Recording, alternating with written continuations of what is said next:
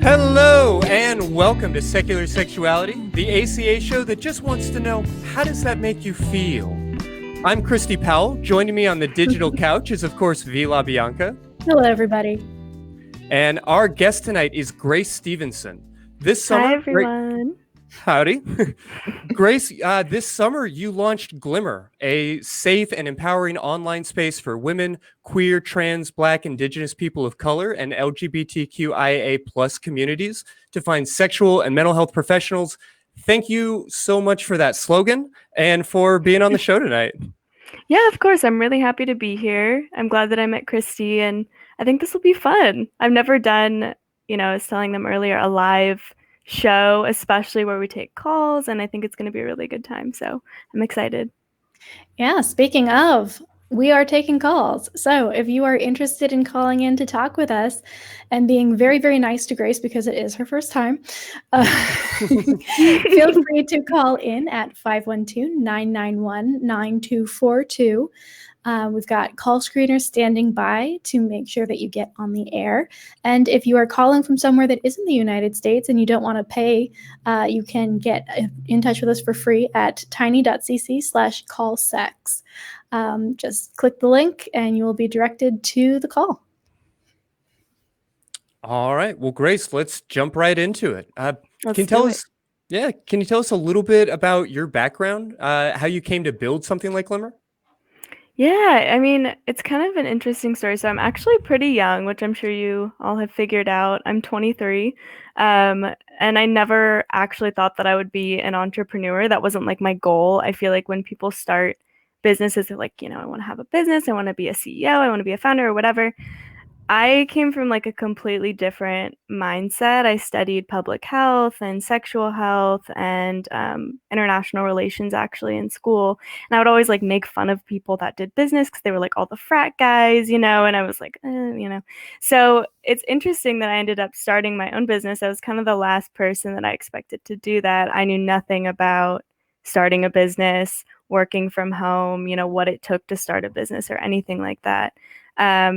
And yeah, so I studied, public health. I got a lot of jobs in nonprofits. I come from the nonprofit world doing HIV and AIDS prevention, women's health. I worked at a few LGBT centers doing youth prevention education for health and sexual health. And then I did youth groups at the LGBT centers as well. And so, when I was in college and I was coming out and also dealing with anxiety and dealing with just normal social pressures that everyone deals with, I really wanted to find a therapist. So I went to my insurance website, I went to like Psychology Today, and it was so overwhelming, so confusing. And I ended up with some pretty horrible therapists, honestly. It was a very underwhelming and negative experience for me. And as I started to work at these youth groups and things and working at nonprofits, I heard that a lot of people had really similar experiences, especially from the queer community. And, once I, went through the nonprofit world working and I was at home, and actually when COVID hit, I realized like I have the means now to create something that is innovative to help solve this problem. And I didn't know if that was going to be a nonprofit, if it was going to be an organization, if I was going to create some initiative or whatever. And it just ended up making the most sense to create it as a small business. And yeah, that's kind of how it started. And it just was like a little idea, like a baby Glimmer. I didn't even know what it was called. You can ask my like friends and family. I spent so long on Squarespace looking up like websites that weren't already taken because everything is taken. And it literally stemmed from me just like being on my computer nonstop at home in the like beginning of COVID. Incredible. I mean, what is Glimmer? I mean, can you walk us through how it works and what sets it apart? Definitely. So I kind of skipped over that part. Sorry about that. But yeah, so it's an online mental and sexual health kind of matchmaking service. So it's all online. We really wanted it to be a safe and also fun space for people to find mental health services because, a lot of mental health websites and sexual health websites can be really dull and sad and intimidating. So we use a lot of bright colors. We have resources, community activities, blogs. There's also shops on there that are women and queer-owned businesses. And then the main thing is that we actually pre-vet therapists that, are affirming, and we do an application, an interview, and then they become a Glimmer verified therapist, saying that they have the experience, not just the friendliness of being affirming to LGBTQ people, but have the education and the experience and the knowledge of the queer community to actually serve us well. And I think that that's a big difference. So we actually, take forms from the clients. It's always free to clients, and they get to tell us personalities they're looking for, like ethnic and cultural backgrounds they're looking for in a therapist, their astrological sign, like everything. And then we'll send them a few therapists that are a good fit for them. And then we'll just facilitate that introduction, and hopefully, they can find someone that actually is a really good, unique fit for them. I love that. That almost sounds like matchmaking, but for therapists. Exactly. That's kind of how I explain it. It is a lot like matchmaking, except, you're going to be in a room with them by yourself for God knows how long. So, Yeah, and it is really important, I think, to highlight the need for all of this. It's difficult. I don't think it can be understated how many therapists present or describe themselves as allies without really having any meaningful understanding or training in the queer community or in any of these sexual aspects of health and relationships. I'd love to hear a little bit more about how you noticed that need and how you kind of came to this idea. Definitely. We all know the history of like conversion therapy and how awful it is, and just how it doesn't even work. It's so many medical journals have gone out and said, A, it doesn't work, and B, it's extremely harmful. But now we're seeing this, kind of revamp of it where it's like subtle conversion therapy. We have people who are sending homosexual, quote unquote, people to like cowboy farms in Virginia, or you have people saying these theories like if you just stare at a tree, every time you think of a woman, you will, change that you are lesbian. Like these types of falsehoods that I think are just a more subtle way of promoting conversion therapy and telling people that being part of the LGBTQ community is wrong. And then we also see therapists who are LGBTQ friendly, and I don't want to put those types of therapists on Glimmer either. And I think the difference between a friendly and affirming therapist is huge. You can be friendly towards LGBTQ people. You can be LGBTQ yourself. You can have a family member who's LGBTQ. You can, have nothing against the queer community, but that doesn't mean that you're the right person to serve them in such an intimate way and that you're going to make them feel affirmed in a mental health space. So affirming is kind of taking that next step of, I have the experience, I have taken a seminar, a class, I studied this, I am open to hearing what you have to say, but I don't need you to explain it to me. And that's one of the things I felt when I was trying to find a therapist, is my first one just wanted me to explain everything to them. And I was like, that's not really what I'm here for. I don't want to do that. I'm here, I have an hour and it's expensive. So, I don't want to do that, and it also just makes you feel kind of devalued, and it can be traumatizing to have a therapist or re-traumatizing to have a therapist that doesn't make you feel affirmed in that space. Yeah. And when you're looking for a therapist, you really want someone who, we're always kind of told to hide, and that, there isn't space for us. Like these spaces aren't made for us generally, these like professional mental health spaces.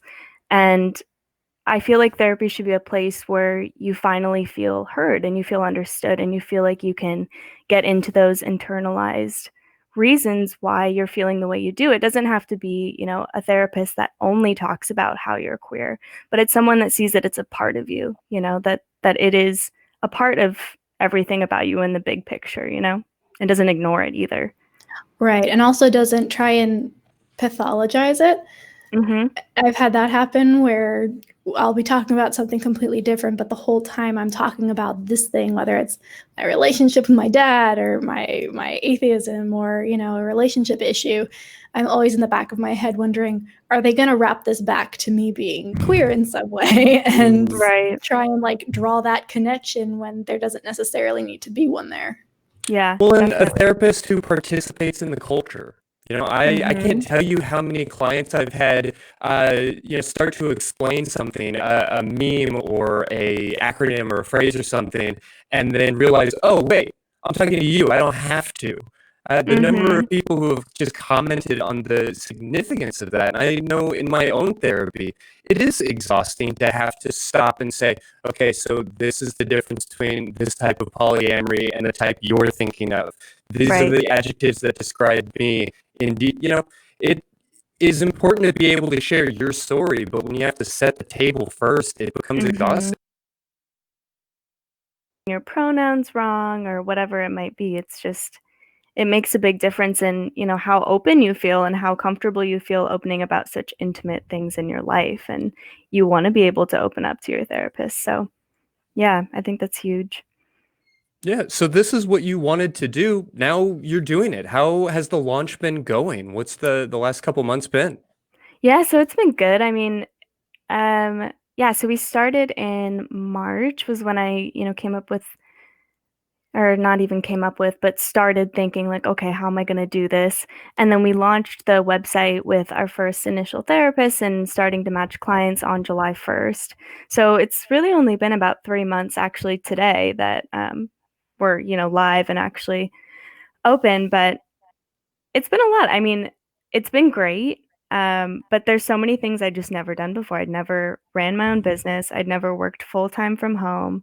I'd never been my own boss, which is a huge thing because, I'll be at home like trying to take a bath or like watch Netflix and I'm like, shit, I have to go do this, and like there's no one there to tell me like stop working at 5, and I'm not getting paid hourly or whatever per thing that I do. So I feel like I can always be working, which is something that, I need to work on myself. But yeah, it can be stressful. I mean, it's definitely been stressful, but for once, this is the first job where I actually feel like it's a good stress. It's something that I'm passionate about and something that makes me happy. So it doesn't feel like a bad stress, I guess. I've had stresses in the past where, it's like petty, like coworkers or, working too much or not feeling like you're valued at work. And that kind of stress I feel like can be really harmful on your mental health when it comes to work for sure. And this feels more like just being really like driven and, trying to get shit done for something that I'm passionate about, And it's been good. Yeah, we've matched over I think we're over 200 clients now that we've matched, which is really exciting.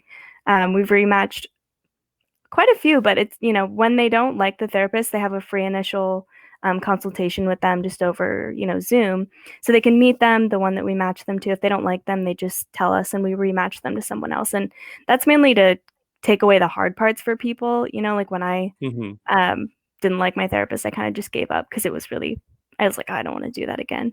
But Takes a lot of work to get there sometimes. Yeah, or even send like an email, or contact them. It's really daunting because they feel like such a professional and they're in this whole like academia like sphere that is unreachable, to most people, and it's intimidating to just send a cold call like email to someone that you want to see. But anyways, yeah, and then we have about 10 shops on our store. We have the resource page just growing and growing, and we're gonna have a new website coming out on November 1st that's going to be, thank God, not on Squarespace. No offense to Squarespace if you're listening, but they suck.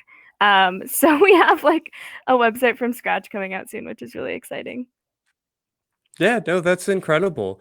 I think it's really worth highlighting that research has shown a number of times, a number of different ways, that the relationship with the therapist is the most important part of the whole situation. Right. Regardless of that therapist's like particular age or the particular types of therapy, that seems to be the number one thing. And so finding that connection is so much more important than I think people realize when they're skimming through their insurance company's website or everything that goes into that. Yeah. Also, sure. dealing with the administrative stuff, as you were saying, if one doesn't work out, that exhaustion that just sets in, now I have to do it all over again. And a lot of the time, people who acknowledge I need therapy for whatever reason are already dealing with overwhelming amounts of mental stress and emotional stress, and just adding on to that, it can really become a wall, really become a barrier. So the fact that you're taking that off their plate and saying, I'm going to do this part for you, all you have to say is yes or no, is amazing. Yeah, and it also costs a lot of money too. I mean, that's why we wanted it to be free for clients, and it's like when you go to that first session and it sucks, like you're still paying for that session usually. And Mm-hmm. so we had to make sure that all the therapists were okay with doing like a phone consultation before for free, and we matched the clients based off of their like financial ability too and their insurance and all that. But yeah, personality is huge. I mean, we asked them a lot of questions about personality. We asked them how their friends would describe them, who they get along with the best, who do they not get along with, are there any pet peeves you have? And all of our therapists have this profile that says, they answer the basic questions that you would see on like Psychology Today of, their certifications and everything, but they also answer short answer questions. Like one of them is, what does social justice mean to you and how do you bring it into your, profession? How would you describe your personality, stuff like that. And then we have like a fun fact about them, their zodiac sign, their guilty pleasure. So it's just like a fun little, like you said, matchmaking profile that you get when we send you your 3 therapists. You get to see, oh, this looks like a fun person I'd love to hang out with or speak to and feel comfortable around, versus, oh, their guilty pleasure is, like broccoli. I hate broccoli. Like, I don't think I can say, like however arbitrary it is, I don't think it matters, like if they feel comfortable with them, that's all I'm trying to do, is find them a good match. So